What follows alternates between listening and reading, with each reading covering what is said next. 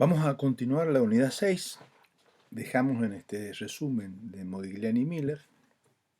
Vamos a retomar esto. Y la conclusión, cuando incorporábamos los impuestos, llegábamos a una estructura financiera ideal de la empresa que era 100% deuda, ya que acá minimizaríamos el costo promedio ponderado de capital o RA. Es evidente que esto no puede ser. Hay o existe un determinado momento en donde se percibe el riesgo de quiebra. Otra cosa importante es que el riesgo de quiebra es un riesgo de insolvencia, no a confundir con el riesgo financiero. Los accionistas en algún determinado nivel de endeudamiento de leverage perciben el riesgo de insolvencia, pero el riesgo financiero se persigue desde el primer peso que se endeuda la empresa. Entonces, cuando el activo es igual al capital de terceros, el capital propio es cero. Técnicamente estamos en quiebra. La empresa les pertenece a los acreedores. Podemos deducir que hay que endeudarse hasta un determinado punto anterior a que aparezca esa percepción de los inversores, es decir, anterior a que aparezca la crisis financiera. Porque cuando una empresa empieza con un proceso de cesación de pagos, que después puede ir a un concurso, o en el mismo momento a un concurso, a una quiebra, aparecen un montón de costos no tan fáciles de cuantificar. Los indirectos los podemos determinar, que son los costos por evitar la quiebra, son los costos que cuando una empresa empieza en este tipo de procesos, aparece un síndrome en la empresa. Un síndrome donde ya los empleados trabajan a desgano, los empleados empiezan a buscar otras alternativas de trabajo por miedo a que este trabajo ya no lo tengan más. Los proveedores dejan de vender, en el mejor de los casos venden a plazos más cortos, en algunos casos venden a plazos, venden de contado anticipado. Clientes también se pierden por desconfianza. Después los gerentes o los ejecutivos o los dueños de la empresa pierden demasiados esfuerzos dedicados al concurso. Todas esas cosas tienen un costo muy difíciles de cuantificar y se los conoce como costos indirectos. Además están los costos directos de la quiebra, que son los más fáciles de distinguir y de verlos, es decir, el síndico, abogados, contadores, tasas de justicia, etcétera, etcétera, etcétera. Todos los costos que aparecen, digamos, en un proceso de esto. Todos estos costos implican una disminución del valor de la empresa. Llega un momento que los beneficios del endeudamiento se diluyen porque el valor actual de los ahorros impositivos es menor que lo que estamos perdiendo por estos costos de crisis financiero. El flujo de fondos se ve reducido y impacta en el valor de la empresa, impacta negativamente. Entonces, va a llegar un momento que el valor actual de los costos de quiebra supera el valor del ahorro fiscal y ahí la empresa pierde valor. Veamos gráficamente cómo era la empresa, el valor de la empresa. El valor de la empresa crece a medida que nos endeudamos. Pero cuando aparece la crisis financiera, el valor de la empresa disminuye. Es decir, que lo que decía Modigliani y Miller de que el endeudamiento creciente siempre hacía crecer el valor de la empresa, no podría ser porque llegaría un momento que al aparecer la percepción de los inversores de que hay un riesgo de quiebra o una crisis financiera, va a disminuir el valor y vamos a ir a un valor asterisco. Entonces debe haber un punto o un rango hasta donde la empresa se pueda endeudar o donde la empresa se maximiza. A ver, digámoslo mejor dicho. debe haber un punto o un rango donde hay un costo mínimo de capital y que maximice el valor de la empresa. Entonces, la estructura de capital óptima se alcanzará en el nivel de leverage donde el valor actual del ahorro fiscal se compensa con el valor actual de los costos de quiebra. En ese punto, rango, se minimiza el costo de capital. Digamos, la empresa crece, en este punto los accionistas perciben la crisis financiera, entonces el valor de la empresa cae. Este es el costo, es decir, este punto comparado con este punto genera un segmento que es el costo de la crisis financiera. Entonces, ¿existe una estructura óptima? Aparentemente sí. La estructura va a estar dado por ese punto en el que se compensan el valor actual de la protección fiscal, del ahorro impositivo, con el valor actual de las crisis financieras. La estructura óptima de capital es de máximo, donde el ahorro fiscal de un peso adicional de financiamiento mediante deuda se compensa exactamente por los costos de quiebra por dicho endeudamiento adicional. Este proceso se produce porque uno va incrementando el endeudamiento. Entonces, la estructura de financiamiento óptima se denomina teoría estática. Se la conoce como teoría estática y se fundamenta en que los costos de las crisis financieras compensan la ganancia fiscal de la deuda. Lo que vimos recién. En el gráfico se ve mucho más, se entiende mucho más fácil. El valor actual de la protección fiscal se ve compensado por el costo de la crisis financiera. Entonces se establece un rango donde ahí la estructura, la empresa se maximiza. Lo que estamos diciendo es que el costo de capital es mínimo. Entonces hemos visto las tres alternativas, o hemos planteado tres situaciones. Las vamos a repasar acá gráficamente. La situación 1 es el caso de Modigliani Miner, que no tiene impuestos. La situación 2, que es el caso de Modigliani Miller con impuestos. Y la situación 3, la teoría estática. El valor de la empresa se comporta como ya hemos visto. En el caso que no hay impuestos, el valor de la empresa no cambia a medida que aumenta la deuda. En el caso 2, cuando aparecen los impuestos, el valor de la empresa es igual al valor de la empresa sin deudas más el ahorro, el valor actual del ahorro impositivo. Eso hace que sea creciente el valor de la empresa, llegando a la conclusión que la estructura óptima sería 100% deuda, irreal e imposible. Y en el caso de la teoría estática, que es la que acabamos de ver, el valor de la empresa crece hasta un determinado punto, rango, donde se igualan la ganancia el valor actual de la ganancia por el ahorro impositivo con la pérdida del valor actual de las crisis financieras o la quiebra. Lo mismo se puede ver a nivel de tasas de rendimiento. La tasa de la proposición 1 de Modigliani Miller, sin impuestos, es constante, no cambia nunca. RU, que era la tasa unleveraged, sin endeudamiento.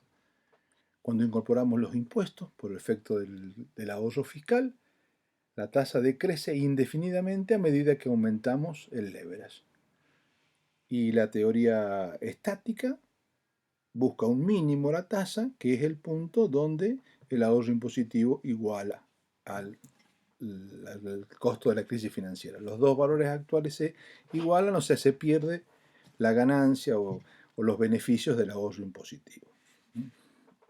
Con esto hemos visto las tres teorías más importantes o lo más importante respecto a estructuras de financiamiento. Unas consideraciones finales para tener en cuenta para que lo que acabamos de ver funcione.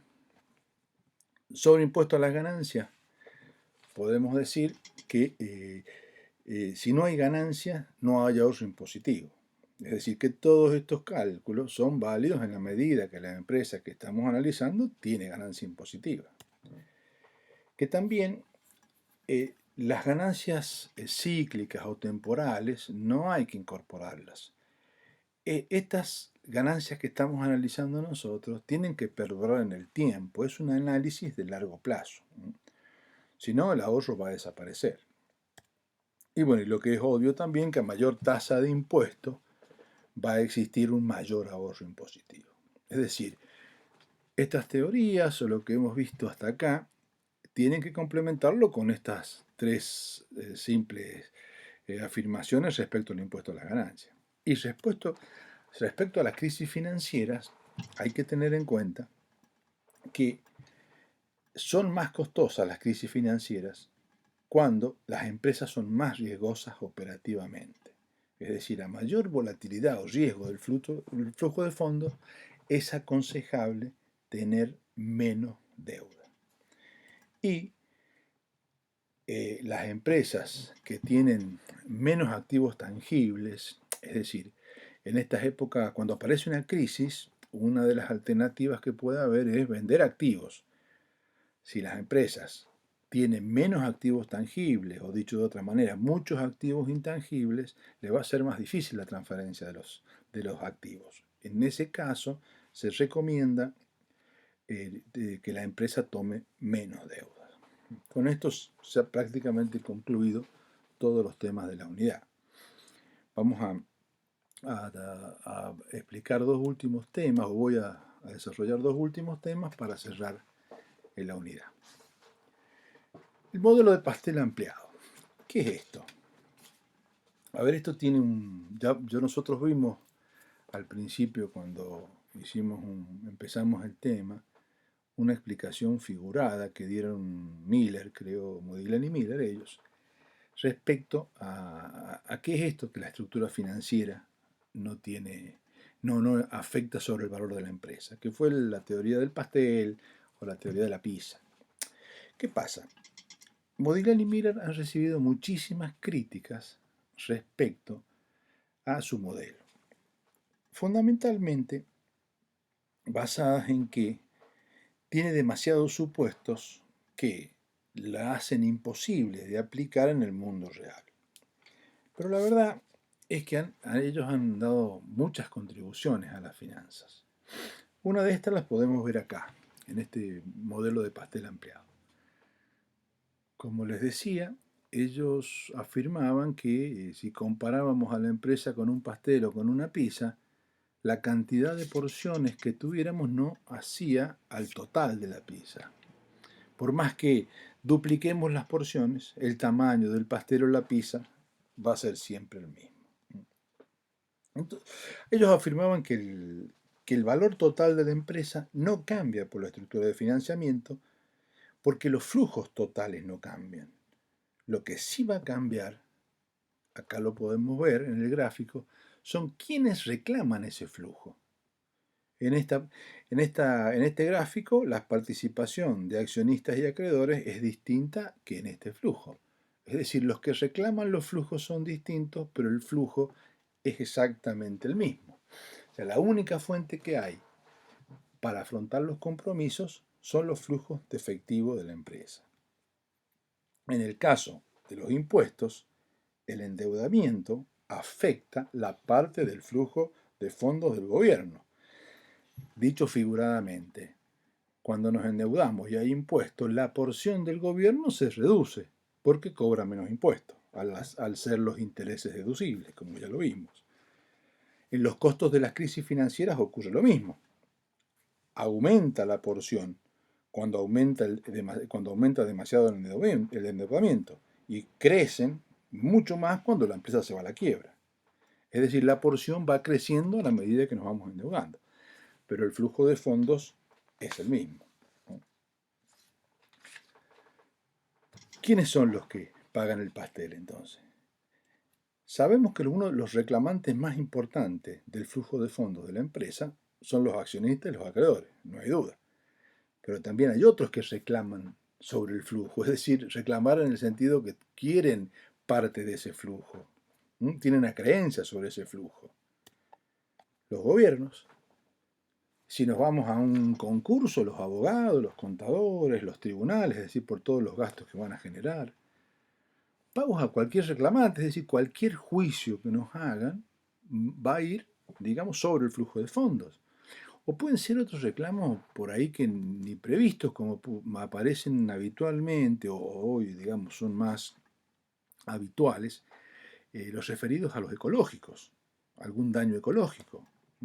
Entonces, podemos nosotros ver que hay dos tipos de reclamantes. Reclamantes son los que tienen derecho al flujo de fondos. A unos los podemos identificar como los comercializables, que son los habituales, los accionistas y los acreedores. Y comercializables porque tienen un mercado. Y los otros que no son comercializables. No puedo ir a un mercado financiero a tratar de vender, digamos, lo que pagué por la tasa de justicia. Es decir, que el valor de la empresa depende de su flujo de fondos, de efectivo total.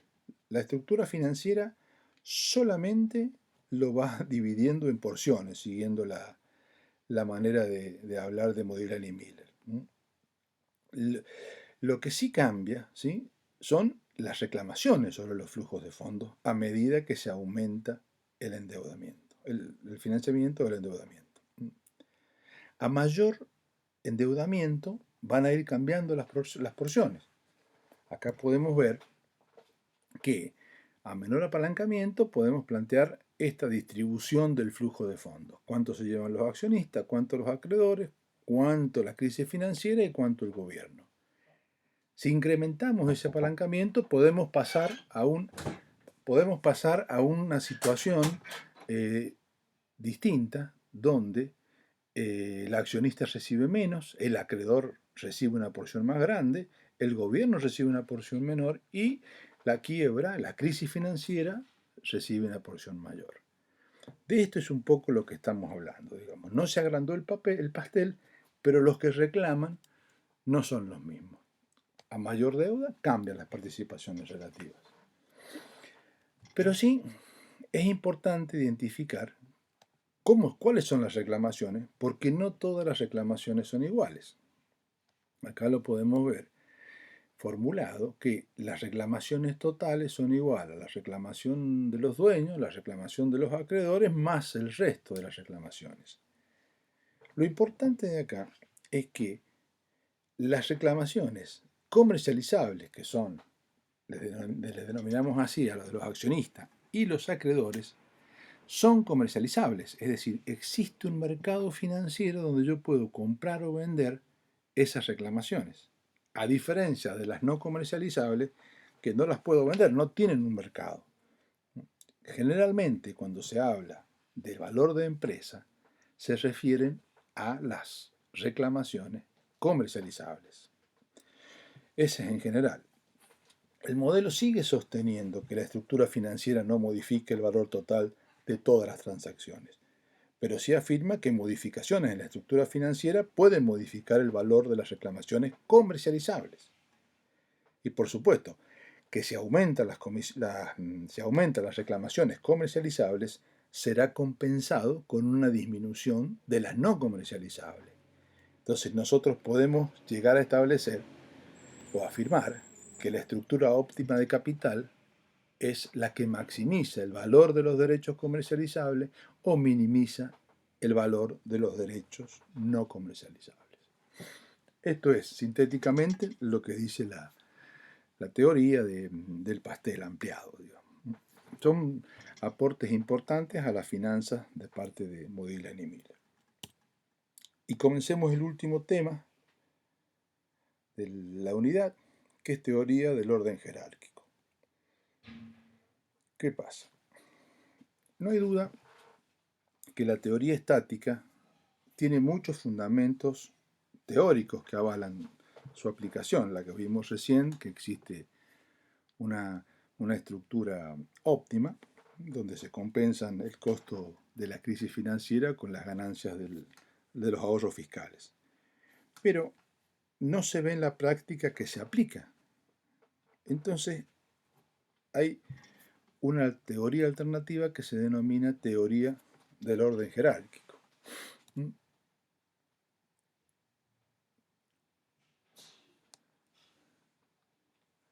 La teoría estática decía que había que financiarse con deudas mientras sea posible. hasta que el costo de financiarse con deuda supere a sus beneficios porque aparecen los costos de la crisis financiera. La teoría de orden jerárquico establece que, de ver cómo se utiliza en las empresas, que primero se financia con autofinanciación. Lo que le sobra a la empresa lo utiliza para financiarse en los proyectos que tenga. Segundo, emisión de deuda. Y recién tercero, emisión de capital. El fundamento de esto no es claro por qué sigue así, pero parece que las firmas las firmas que son rentables, las empresas rentables, parece que prefieren usar su autofinanciamiento. Parece que los costos de transacciones afectan esto del autofinanciamiento. O sea, los costos de transacciones son los costos ya sea para emitir una deuda o para emitir una acción. Esos costos parece que tienen una influencia importante. Entonces las empresas recurren directamente al autofinanciamiento si son empresas rentables, que tienen un flujo de fondos disponible. Y cuando se acaba ese autofinanciamiento, recién recurren a la deuda.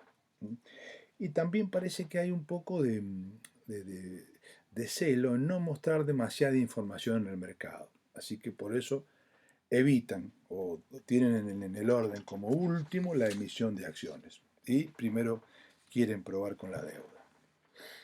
Esta teoría tiene algunas implicancias que se contraponen, que están contrapuestas con la teoría estática. Primero, no hay metas, es decir, el orden jerárquico, esta teoría no pone metas, es decir, la estructura financiera se determina por las necesidades, digamos, que necesiten. No establece una razón, no trabaja con el largo plazo, no tiene una razón deuda-capital, como venimos nosotros desarrollando en todo el tema.